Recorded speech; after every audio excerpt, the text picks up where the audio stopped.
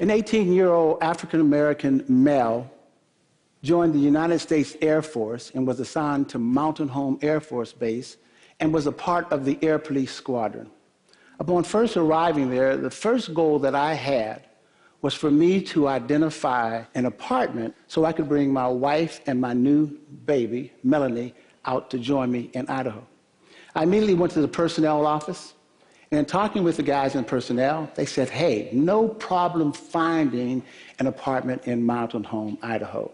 The people down there love us because they know if they have an airman who's coming in to rent one of their apartments, they'll always get their money. And that was a really important thing. He says, so here's a list of people that you can call, and then they will then allow you to select the apartment that you want. So I got the list. I made the call. The lady answered on the other end, and I told her what I wanted. She said, oh, great, you called. She said, we have 4 or 5 apartments available right now. She said, do you want a 1-bedroom or 2-bedroom? Then she said, let's not talk about that. Just come on down, select the apartment that you want. We'll sign the contract, and you'll have keys in your hand to get your family out here right away. So I was excited, jumped in my car, went downtown, and knocked on the door. When I knocked on the door, the woman came to the door, and she looked at me, and she said, can I help you? I said, yes. I'm the person who called about the apartments. I was just coming down to make my selection. She said, you know what? I'm really sorry, but my husband rented those apartments and didn't tell me about them. I said, you mean he rented all 5 of them in 1 hour? She didn't give me a response. And what she said was this. She said, why don't you leave your number, and if we have some openings, I'll give you a call. Needless to say, I did not get a call from her. Nor did I get any responses from the other people that they gave me on the list where I could get apartments. So as a result of that and feeling rejected, I went back to the base and I talked to the squadron commander. His name was McDowell, Major McDowell. I said, Major McDowell, I need your help. I told him what happened, and here's what he said to me. He said, James, I would love to help you. He said, but you know the problem? We can't make people rent to folks that they don't want to rent to. And besides, we have a great relationship with people in the community, and we really don't want to damage that. He said, so maybe this is what you should do. He said, why don't you let your family stay home? Because you do know you get a 30-day leave. So once a year, you can go home to your family, spend 30 days, and then come on back. Needless to say, that didn't resonate for me. So after leaving him, I went back to personnel and talking to the clerk. He said, Jim, I think I have a solution for you. He said, there's an airman who's leaving, and he has a trailer.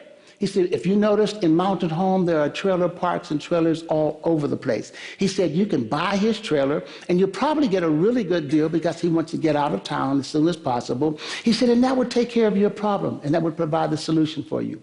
So I immediately jumped in my car, went downtown, saw the trailer. It was a small trailer. But under the circumstances, I figured that was the best thing that I could do. So I bought the trailer, and then I asked him, I said, can I just leave the trailer here? And that would take care of all my problems. I wouldn't have to find another trailer park. He said, before I say yes to that, I need to check with management. So I got back to the base. He called me back, and management said what? No, you can't leave the trailer here because we have promised that slot to some other people.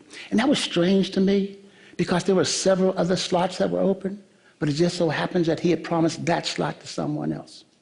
So what I did, and he said, you shouldn't worry, Jim, because there are a lot of trailer parks. So I put out another exhaustive list of going to trailer parks. I went to one after another after another. And I got the same kind of rejection there that I received when I was looking for the apartment.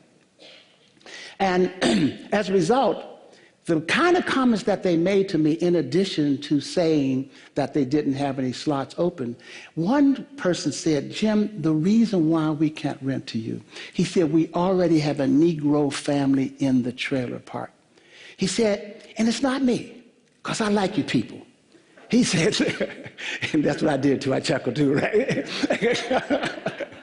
He said, but here's the problem. If I let you in, the other tenants will move out, and I can't afford to take that kind of a hit. So he said, I just can't rent to you. Even though that was discouraging, it didn't stop me. I kept looking, and I looked at the far end of the town in Mountain Home, and there was a small trailer park. I mean, really small trailer park. It didn't have any paved roads in it. It didn't have the concrete slabs. It didn't have fencing to proportion off your trailer slot from other trailer slots. It didn't have a laundry facility. But the conclusion I reached at that moment was I didn't have a lot of other options. So I called my wife and I said, we're going to make this one work. And we moved into it, and we became homeowners in Mountain Home, Idaho. And of course, eventually things settled down.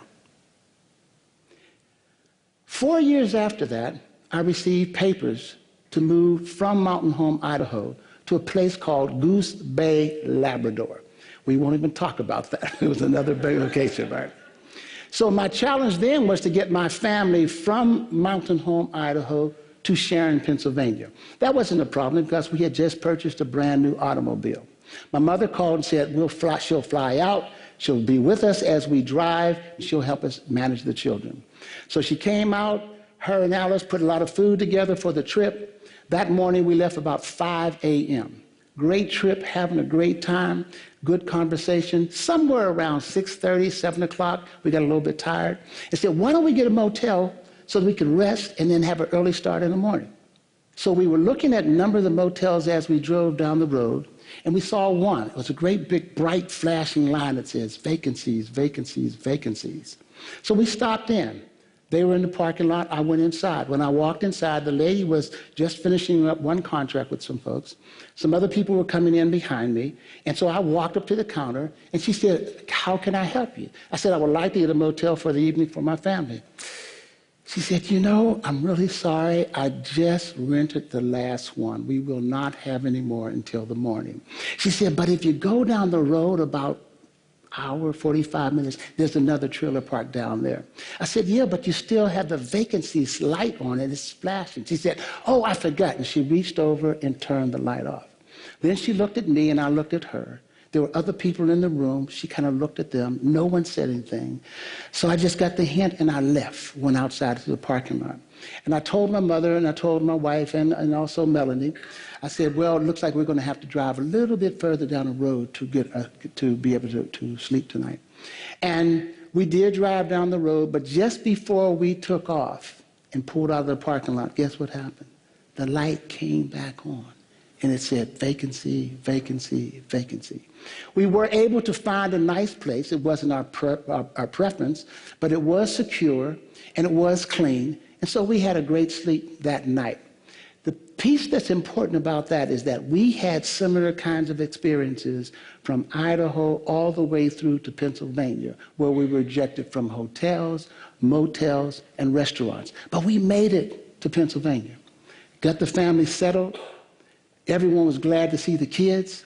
I jumped on a plane, shot off to Goose Bay, Labrador, which is another story, right? Here it is, 53 years later. I now have 9 grandchildren, 2 great-grandchildren. 5 of the grandchildren are boys. I have masters, PhDs, undergrad, 1 in medical school. I have a couple that are trending. You know, they're almost there, but not quite. I have 1 that has been in college now for 8 years. He doesn't have a degree yet, but he wants to be a comedian. So we're just trying to get him to stay in school, because you never know. Just because you're funny at home does not make you a comedian, right? But the thing about it, they're all good kids. No drugs, no babies in high school, no crime. So with that being the backdrop, I was sitting in my TV room watching TV, and they were talking about Ferguson and all the hullabaloo that was going on. And all of a sudden, one of the news commentators got on the air, and she said, in the last 3 months, 8 unarmed African-American males have been killed by police, white homeowners, or white citizens. And for some reason at that moment, it just all hit me. I said, what is it? It is so insane. What is the hatred that's causing people to do these kinds of things? Just then, one of my grandsons called. He said, "Granddad, did you hear what they said on TV?" I said, "Yes, I did." He said, "I'm just so confused." He said, "We do everything we do. But it seems that driving while black, walking while black, talking while black, it's just dangerous. What can we do?" We do everything that you told us to do. When stopped by the police, we place both hands on the steering wheel at the 12 o'clock position. If asked to get identification, we tell them, "I am slowly reaching over into the glove compartment to get my ID." When pulled out of the car to be searched, when laid on the ground to be searched, when our trunks are open to be searched, we don't push back, we don't challenge, because we know you've told us, "Don't you challenge the police. After it's over, call us and we'll be the ones who challenge." He said, and this is the piece that really bugs me. He said, our white friends, our buddies, we kind of hang together. When they hear about these kinds of things happening to us, they say, "Why do you take it? You need to push back. You need to challenge. You need to ask them for their identification." And here's what the boys have been taught to tell them. "We know that you can do that, but please do not do that while we're in the car, because the consequences for you is significantly different than the consequences for us." And so as a grandparent, what do I tell my grandsons? How do I keep them safe? How do I keep them alive? As a result of this, people have come to me and say, "Jim, are you angry?" And my response to that is this: I don't have the luxury of being angry. I don't have the luxury of being angry. And I also know the consequences of being enraged. So therefore, the only thing that I can do is to take my collective intellect and my energy and my ideas and my experiences and dedicate myself to challenge at any point in time anything that looks like it might be racist. So the first thing I have to do is to educate. The second thing I have to do is to unveil racism. And the last thing I need to do is do everything within my power to eradicate racism in my lifetime by any means necessary. The second thing that I do is this: I want to appeal to Americans. I want to appeal to their humanity, to their dignity, to their civic pride and ownership, to be able to not react to these heinous crimes in an adversive manner, but instead to elevate your level of societal knowledge, your level of societal awareness and societal consciousness, to then collectively come together, all of us come together, to make sure that we speak out against and we challenge any kind of insanity that makes it okay to kill unarmed people, regardless to their ethnicity, regardless to their race, regardless to their diversity makeup. We have to challenge that. It doesn't make any sense. And the only way that I think we can do that is through a collective. We need to have black and white and Asian and Hispanic just to step forward and say, we are not going to accept that kind of behavior anymore. And with that, I thank you.